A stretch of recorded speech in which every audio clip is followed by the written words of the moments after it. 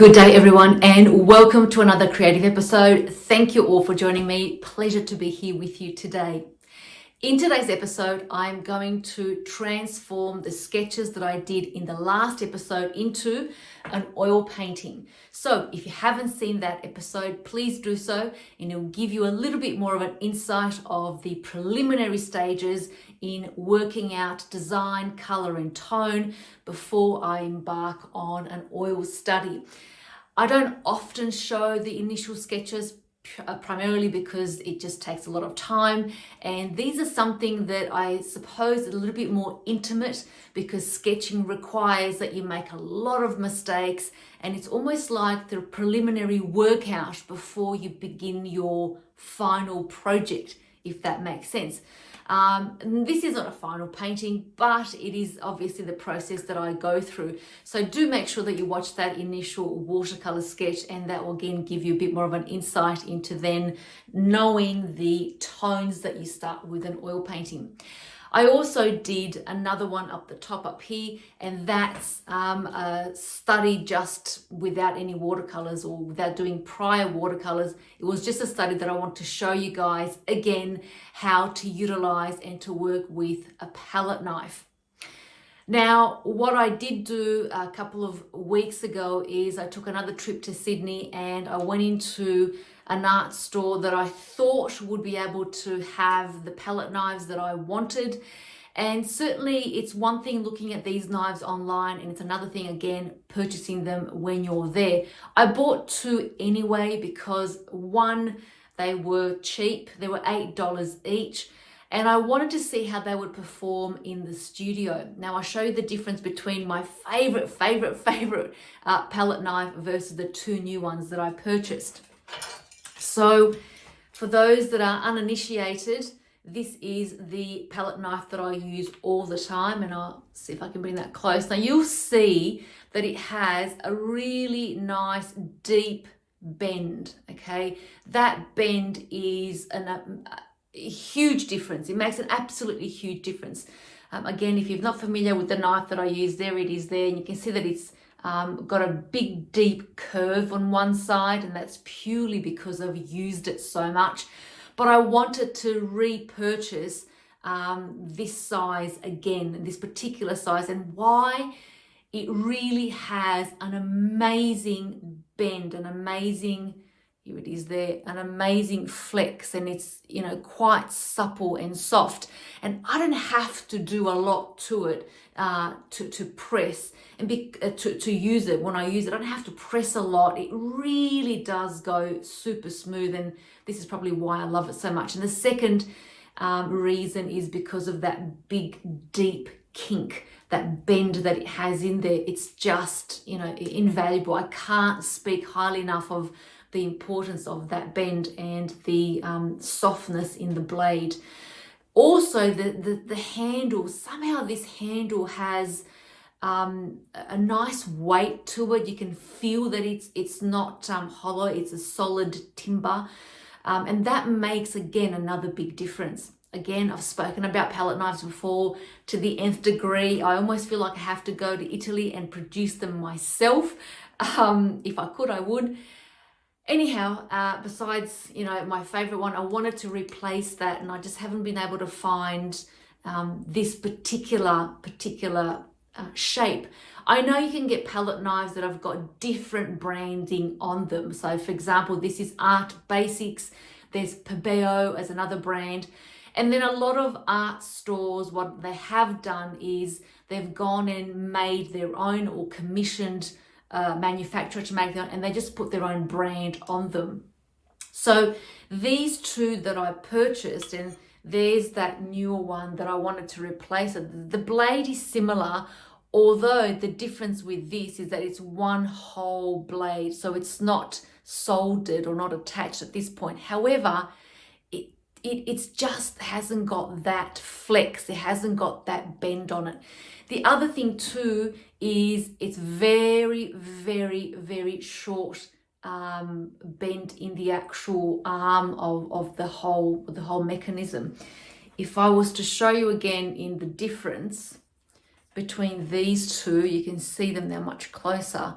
See how my favorite one here is much longer, whereas this is a lot shorter. And if I turn them to the side, you can see the difference. This is my favorite and this is the new one that I purchased. There's a very, very big difference in that bending mechanism. Whatever the official terminology is, I have no idea. But I purchased a new one of these and I wanted to get the larger size in the actual palette blade from that small one. Again, it's the same mechanism. It's got a very, very short kink. It's not deep enough and not long enough. And what happens if, because of this very short bend here, I tend to hit my arm a lot on the canvas, which makes me then want to paint on a tip point of view. So instead of using the whole blade, then I'm forced almost just to paint on the tip. And it's way too stiff, way too hard for me to do that. I use it and have used it and it's okay, but I can't harp on enough about the fact that this bend here makes a huge, huge difference. It has to be long and it has to be at least deep enough that I don't touch the canvas. I will persevere. I would definitely look for that palette knife or the perfect knife that I know exists out there. It's just a matter of finding it.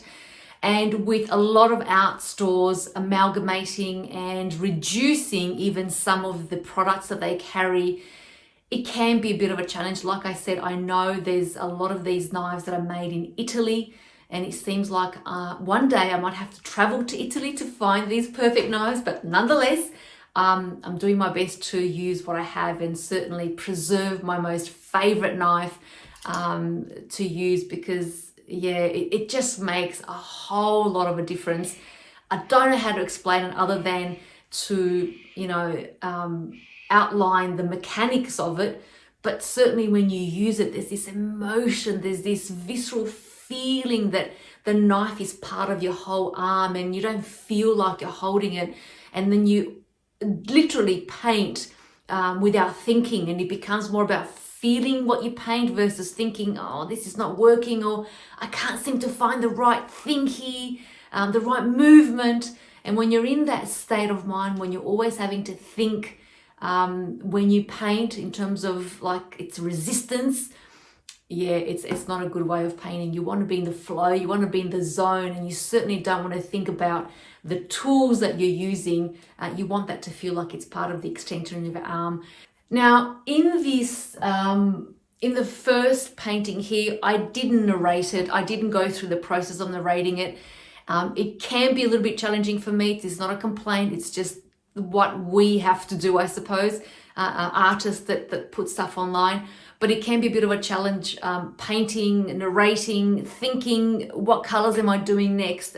Because it takes you out of the zone. So I didn't exactly narrate this first painting. But the second one here, I did my best to take you through it with small narrations, not the full narration. And that's just, again, to get you to think and to see what I'm doing, and then take any nuggets that you can and incorporate those in your studio. Also, quick question. I would love to know how many of my wonderful viewers are from Australia or from the surroundings of Sydney, Canberra, etc. I am in the process of organising a workshop, particularly with palette knives. And if you have the opportunity to come down to the workshop, I would absolutely love to see you. There are going to be limited places. It's not going to be a huge workshop, and that's because I want to give my time to every single student and spend time with you to work with you through the demonstrations and through the workshop that I'll be presenting. So if you are local and you would love to come to the workshop, please comment down below and let me know. I am in the process, like I said, of setting that up and getting all the things lined up, and fingers and toes that's going to go ahead.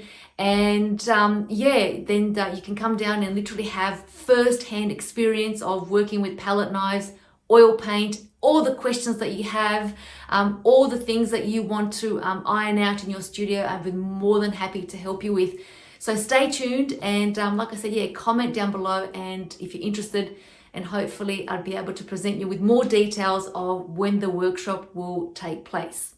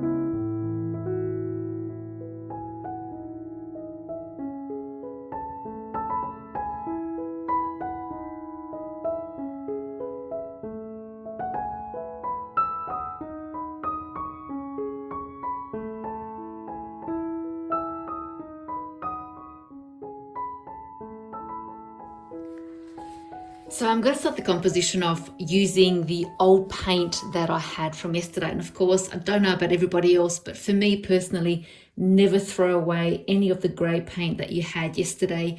And here's some that I saved. This is actually liquid gold, personally speaking.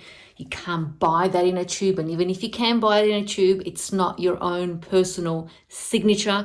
So always save your oil paint for next day. Again, there's the other blob there, which I think they're going to come in quite handy for a nice shadow within the landscape. This is quite a nice blue, and this will be a beautiful shadow grey that I can incorporate in one of the in the composition right now. So yes, always do save your greys from the day before. They're absolutely worth your weight in gold versus throwing them away. So here's the reference photograph that we're going to paint today and do a quick sketch and talk about how the palette knife works. As you can see in the reference here, it's quite dark, and I always have mentioned before, photographs really are just a reference guide. You cannot paint literally what you see here. These points up here are way too dark, and the mountain in the background is also too dark. I mean, the camera just didn't capture this scene that very well. And by the way, this is an old photograph from, I think, late 90s, if not early 2000s. So always use your photographs as a reference only, not literal translation. And in this case, this is what we're going to use, and then we're going to start working it with the palette knife. But first off, we're going to start to put in our background color or blocking color before I start to use the knife. So always start blocking in with your darkest darks, and that will give us a really good foundation as to where we can then begin to refine all our tones, and at the same time it will give us a base as to how and to what level we compare our new colors that we put on there.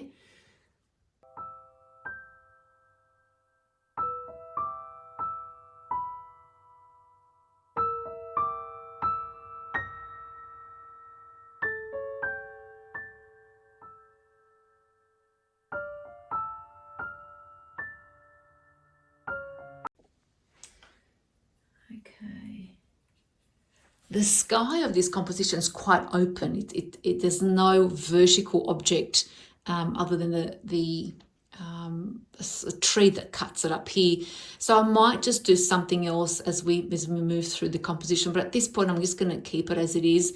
The blue tone might not be the end finished blue of the sky. I'm not sure, but again, I just like to cover everything so that I've got a bit more of an understanding of what my next color tone will be.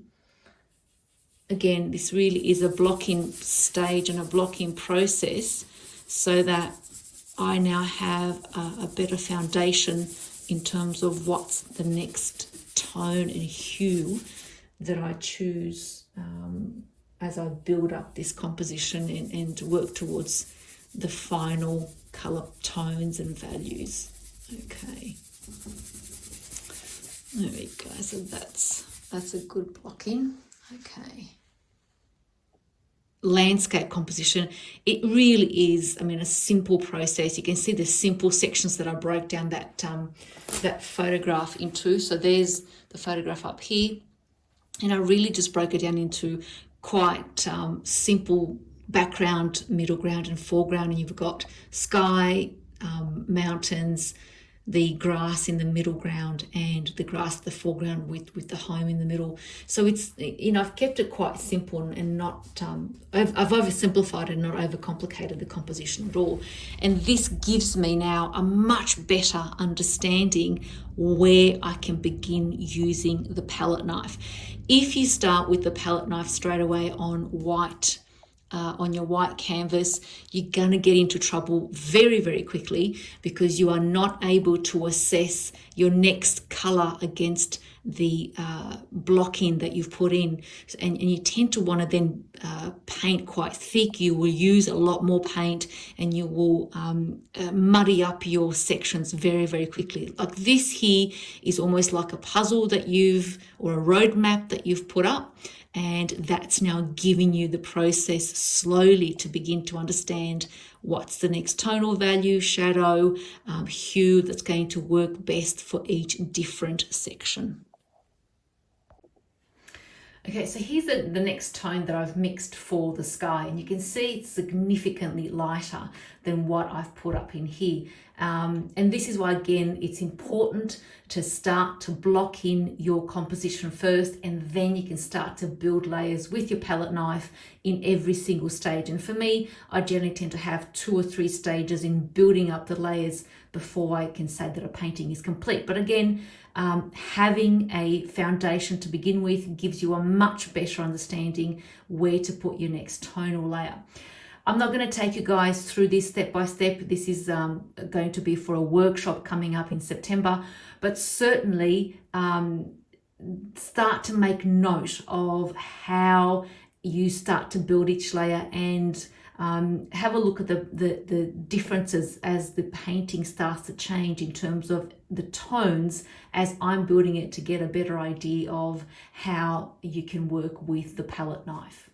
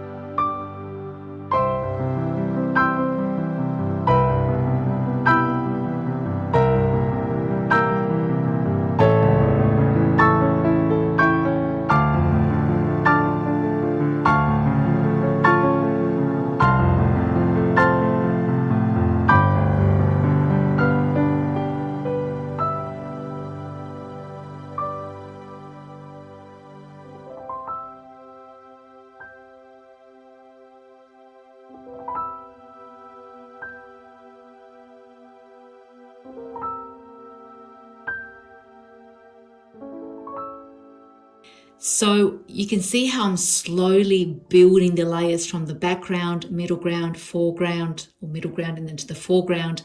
And I'm even leaving some of the blocking color that I initially done to come through as well. I kind of like that effect here. So now I'm at a stage where I'm going to add the tonal values for the foreground and start to warm up this composition. So watch how the whole composition starts to change as I'm putting in warmth in the foreground. And again, just be mindful that slow is best.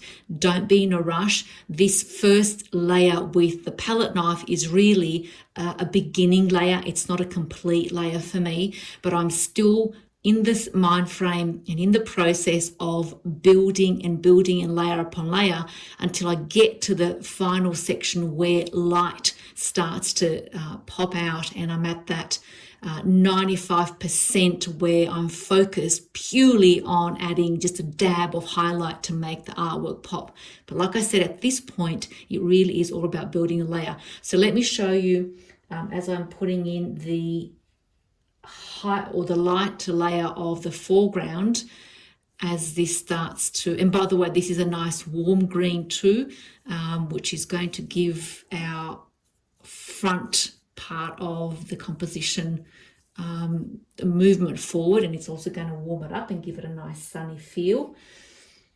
So you've got some, in this dry patch of land, there's wet grass that's green, and then up here it's going to be more of a dry yellow style of grassland.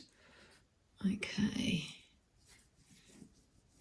And remember, as I've spoken about in other previous videos, you're moving your palette knife in a figure 8 motion, and also dragging it across.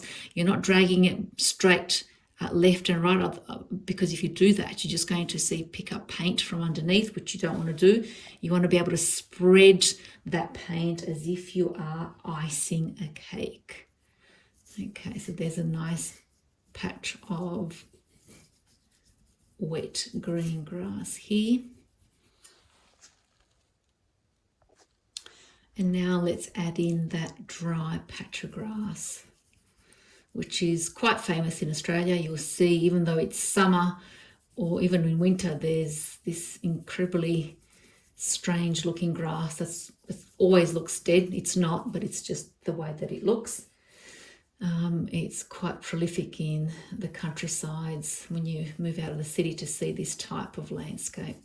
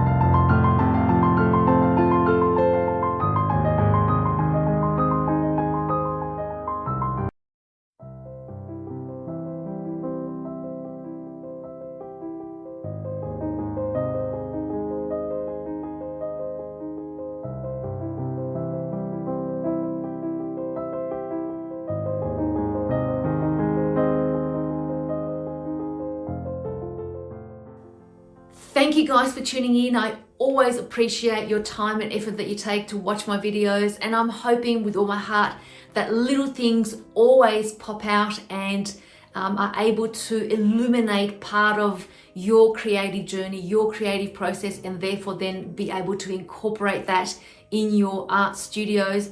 As always, remember, while you are in this world, you are truly the light of the world. Know that you are unique and that you are one of one. This is a journey that is a very challenging one at times, but it is one that is incredibly rewarding. So never stop painting, never stop creating. You are worth every single creative moment. Until next time, guys, take care. Bye.